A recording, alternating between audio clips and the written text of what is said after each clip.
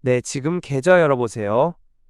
환율 1480원 유가 82달러, 미국 10년물 금리 4.07%. 이 조합이 딱 맞물리면 성장주는 평균 마이너스 20%씩 급락합니다. 이미 물려 계신 분들 계좌가 파랗게 물들어 가고 있죠? 바로 오늘 이 영상이 당신에게 절실합니다. 지정학 리스크에 고유가 고금리가 겹치면 코스닥 중소형주 테마주부터 순식간에 무너져요. 패닉에 빠지지 말고 끝까지 보세요. 당신 계좌를 지킬 수 있는 유일한 길이 바로 여기 있어요. 네, 지금 왜 이 상황이 이렇게 위험한지 구조를 딱 한 번만 명확히 설명할게요. 전쟁이 장기화되면 유가가 급등합니다. 현재 브렌트 유가는 82달러 근처에서 이미 오르고 있어요. 유가가 이렇게 오르면 기대 인플레가 다시 불붙어요. 실제로 유가가 10달러 오를 때마다 헤드라인 인플레가 약 0.3에서 0.5%포인트 정도 상승할 수 있어요. 기대 인플레가 올라가면 미국 10년물 금리가 따라 올라갑니다. 지금 10년물 금리는 4.05%에서 4.07% 근처에서 불안정하게 움직이고 있어요. 금리가 0.5%포인트만 올라가도 고 PER 성장주들은 밸류에이션이 15에서 30%까지 압축될 수 있어요. 이게 바로 성장주 멀티플 압축의 핵심 메커니즘이에요. 유가 상승이 인플레 기대를 키우고 금리를 밀어올리면 미래 현금 흐름의 현재 가치가 급격히 줄어들면서 고평가된 코스닥 중소형주 테마주 성장주들이 제일 먼저 타격을 받는 거예요. 이 구조를 이해하면 왜 지금 패닉 손절 대신 계좌 방어가 중요한지 알게 될 거예요. 자, 이제 이 위기 속에서 어떻게 살아남을지 다음으로 넘어가 볼게요. 네, 이제 물린 종목별로 제대로 해부해 볼게요. 먼저 대형 수출주예요. 삼성전자, SK 하이닉스 같은 종목들. 이 녀석들은 환율이 높을수록 방어력이 강해요. 현재 환율 1480원 근처에서 수출 기업들이 버티는 힘이 크죠. 역사적으로 이런 고유가 고금리 기간에 대형 반도체주는 평균 6개월에서 12개월 정도 지나면 회복하는 패턴을 보여줬어요. 패닉 손절은 절대 하지 마세요. 추가 매수는 유가가 안정되고 미국 10년물 금리가 내려가는 신호가 나오면 분할로 들어가세요. 시간이 야기될 가능성이 제일 높은 구간이에요. 당신 대형주 물렸나요? 다음은 테마주나 중소형주예요. 이쪽은 유동성이 줄어들 때 제일 먼저 타격을 받아요. 거래 대금이 급감하면 회복이 훨씬 어려워지죠. 지금처럼 지정학 리스크가 길어지면 이런 종목들이 먼저 무너지는 경우가 많아요. 반등이 오면 바로 비중을 축소하세요. 계좌 절반 이상을 한두 종목에 묶어두는 건 위험해요. 현금화해서 다른 기회를 노리는 게 현명합니다. 최근 바이오 테마처럼 마이너스 20% 본 적 있나요? 마지막으로 고평가 성장주, 특히 2차전지 종목들. PER 50배 이상인 종목들은 금리 민감도가 극도로 높아요. 미국 10년물 금리가 4% 이상 유지되면 압박이 지속돼요. 현재 금리가 4.07% 근처라서 더 올라가면 밸류에이션이 크게 줄어들 수 있어요. 반등이 오면 일부를 현금화하는 게 안전해요. 무조건 존버는 위험합니다. LG에너지처럼 압박 느끼시나요? 자, 이제 솔직하게 말할게요. 지금 팔아야 하나, 존버해야 하나 고민 엄청 되시죠? 많은 분들이 계좌 보면서 밤잠 설치고 계실 거예요. 하지만 존버는 전략이 아니라 그냥 선택을 미루는 거일 수 있어요. 계좌가 살아남아야 다음 기회가 와요. 손실을 인정하고 방어하는 게 진짜 용기예요. 당신 상황은 어때요? 댓글로 손실률이나 물린 종목 공유해주세요.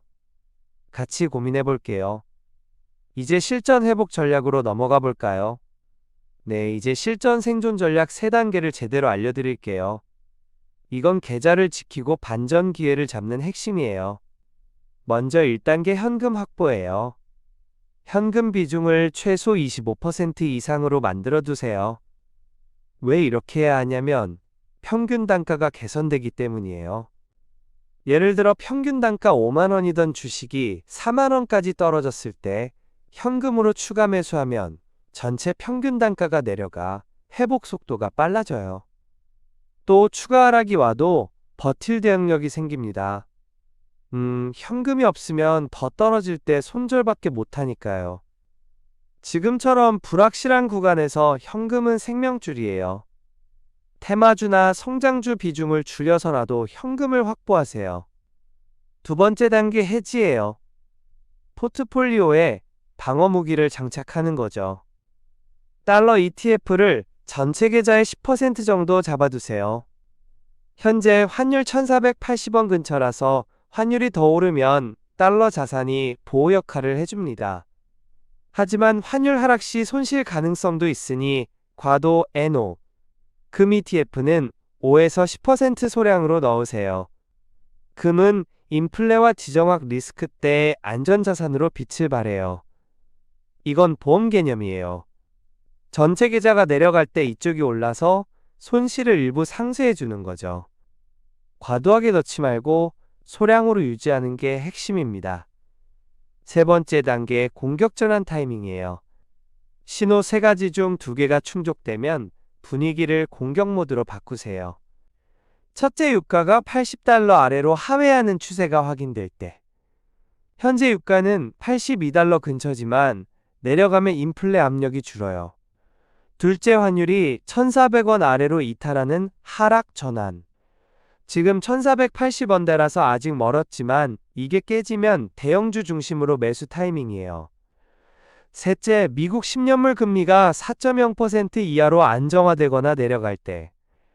현재 4.07% 근처라서 이게 내려가면 성장주 멀티플이 다시 팽창할 수 있어요. 두 개 이상 신호가 나오면 분할 매수로 전환하세요. 하나만 보고 섣불리 들어가지 마세요. 이 신호를 기다리는 게 진짜 인내예요. 네, 이제 가장 중요한 경고 구간이에요. 절대 하지 말아야 할 세 가지를 강하게 말씀드릴게요. 이걸 어기면 계좌가 정말 위험해집니다. 첫째, 레버리지 절대 쓰지 마세요. 손실 복구하려고 신용이나 미수 늘리는 순간 폭탄이 터져요. 시장 변동성이 큰 지금 레버리지는 순식간에 마진콜로 이어집니다. 둘째, 급등하는 방산주나 금 관련 종목 추격 매수 금지예요. 전쟁 리스크로 방산주가 오르면 따라 들어가기 쉽지만 이미 오른 가격에 들어가면 고점에서 물려요. 금도 마찬가지예요. 안전자산이라고 급하게 사면 역효과 날 수 있어요. 셋째, 이번엔 다르다고 착각하지 마세요. 이 말은 투자자들마다 위기 때마다 하는 말이에요. 역사는 반복됩니다.